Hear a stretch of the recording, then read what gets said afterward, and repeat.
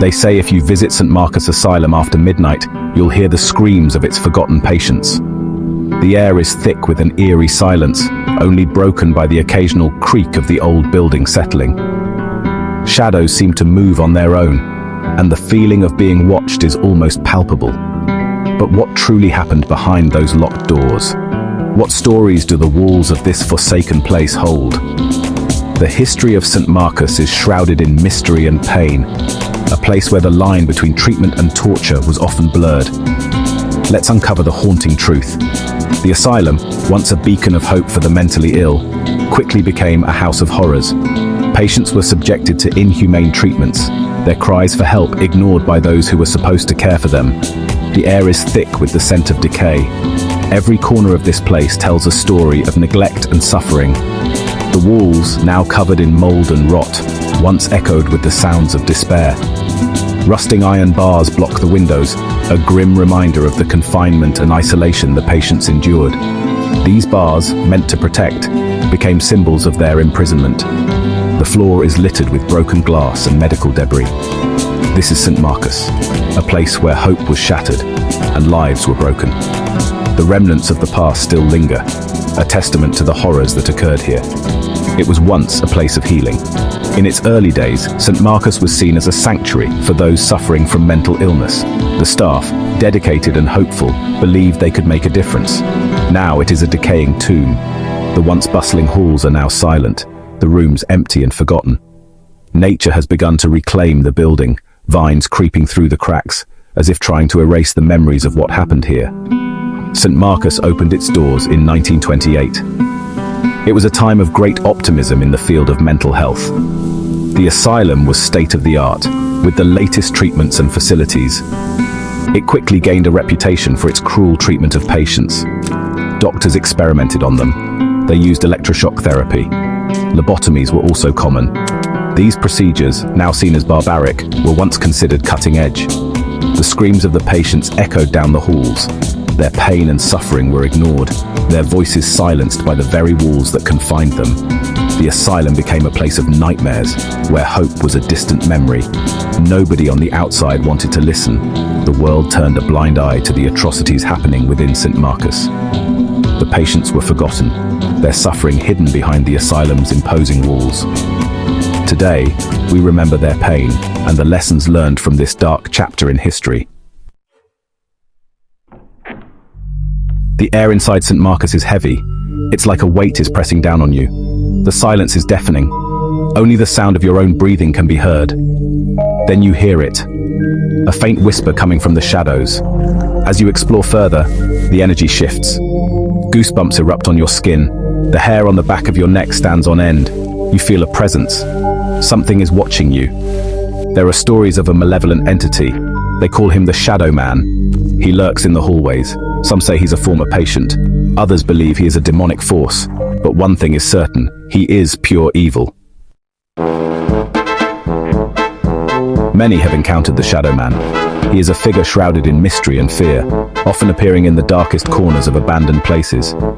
His presence is felt before he is seen, a chill that runs down your spine, a whisper in the silence. They describe him as tall and imposing, a silhouette that seems to absorb the light around him. His movements are slow, deliberate, as if he is savoring the fear he instills in those who cross his path. He has no face, just a void where his features should be. This faceless visage is perhaps the most terrifying aspect of the Shadow Man, a blank canvas onto which our deepest fears are projected. Those who see him feel a sense of dread wash over them. It's an instinctual reaction, a primal fear that grips their hearts and refuses to let go. The air grows colder, and the shadows seem to stretch and twist unnaturally. It's like their very soul is being sucked out. The feeling is so intense that some have described it as an out-of-body experience, as if they are being pulled into the void that is the Shadow Man. One night, while investigating the asylum, our team heard a blood-curdling scream. It echoed through the empty halls, a sound so filled with terror that it made our blood run cold. We ran towards the sound, our flashlights cutting through the darkness. The halls seemed to stretch on forever, each step echoing ominously. We found a young woman in a state of terror. She was huddled in a corner, her eyes wide with fear, her body trembling uncontrollably. She claimed she had seen the shadow man. Her voice was barely a whisper, choked with fear. She pointed to a dark corner of the room, insisting that he had been there, watching her. He had tried to grab her. We searched the area, our hearts pounding in our chests. The room was empty, but the sense of dread lingered. There was no sign of anyone else. The silence was deafening, broken only by the occasional creak of the old building settling, but we could feel it. The air was thick with tension, a palpable sense of unease that made our skin crawl. The air was thick with negative energy. It was as if the very walls were closing in on us, suffocating us with their oppressive presence. The shadow man was here. We could feel his eyes on us, even though he had no face. It was an unsettling sensation, knowing that we were being watched by something so malevolent. He was toying with us. The flickering lights, the sudden cold drafts, the whispers in the dark. It was all his doing. He wanted us to know that we were not alone, that he was always there, lurking in the shadows, waiting for the perfect moment to strike. As we continued our investigation, we experienced several unexplained phenomena: cold spots, EMF spikes, and the feeling of being watched. We even captured EVPs of children crying and a woman screaming. In one room, we felt an overwhelming sense of sadness. We later learned that this room belonged to a young woman named Mary. She had been admitted to the asylum after witnessing her entire family die in a fire. Mary was a gentle soul. She didn't belong in St. Marcus, but the doctors performed their cruel experiments on her anyway. She died within a year of being admitted. Some say her spirit still haunts the asylum, searching for peace. We set up cameras and audio recorders throughout the building. We wanted to document any paranormal activity, and well, we weren't disappointed. Doors slammed shut on their own, objects moved, and we captured several EVPs. One EVP was particularly chilling. It was a man's voice. He said, "Get out!" It was clear. It was loud. It was menacing. We knew we were not alone in St. Marcus. As the night wore on, the activity intensified. The energy in the asylum felt chaotic. It was like the spirits were becoming more agitated. We knew we had to be careful. We were dealing with something powerful, something evil. As midnight approached, we could hear it. The old clock in the corner of the room ticked ominously, each second dragging us closer to the unknown. The air was thick with anticipation, and every creak of the floorboards seemed to echo louder than usual. We had been warned about the midnight hour, but nothing could have prepared us for what was to come. Faint screams echoing through the empty halls. They were barely audible at first, like whispers carried on the wind. But as the seconds ticked by, they grew louder, more insistent. The sound seemed to seep through the walls, filling the air with a chilling presence. It was as if the very building was alive, breathing out its sorrow and pain. They were coming from the upper floors, where the most violent patients were kept. The stories we had heard about this place were enough to make anyone's blood run cold. Tales of madness, suffering, and despair. The upper floors were said to be the epicenter of it all, where the most tormented souls were confined. We cautiously made our way up the stairs. Each step was a test of our resolve, the creaking wood beneath our feet a constant reminder of the building's age and history. The darkness seemed to close in around us, and the air grew colder with every step. We could feel the weight of the past pressing down on us, urging us to turn back. The air grew colder as we climbed. The screams grew louder. It was as if the very walls were amplifying the sound, making it impossible to ignore. Our breath came out in visible puffs, and a shiver ran down our spines. The sense of dread was palpable, and we knew we were getting closer to the source of the screams. We reached the top floor and followed the sound to a room at the end of the hall.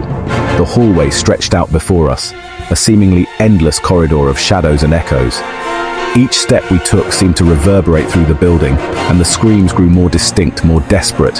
It was as if the very air was charged with electricity, making the hairs on the back of our necks stand on end. The door was slightly ajar. A sliver of darkness beckoned us, and we hesitated for a moment, gathering our courage. The screams were louder now, almost unbearable, and we knew we had to see what lay beyond that door. The sense of foreboding was overwhelming, but curiosity and a need for answers drove us forward.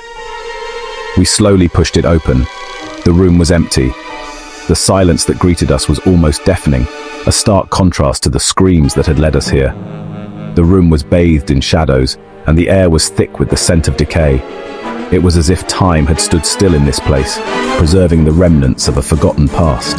There was nothing but a rusty bed frame and a stained mattress. The sight was both tragic and eerie, a testament to the suffering that had taken place here. The bed frame was covered in rust, and the mattress was stained with the marks of time and neglect. It was a haunting reminder of the lives that had been lost within these walls. But the screams were deafening. They seemed to come from everywhere and nowhere at once, filling the room with an almost tangible presence. It was as if the very air was vibrating with the sound, making it impossible to think or breathe. The intensity of the screams was overwhelming, and we could feel the weight of the building's history pressing down on us.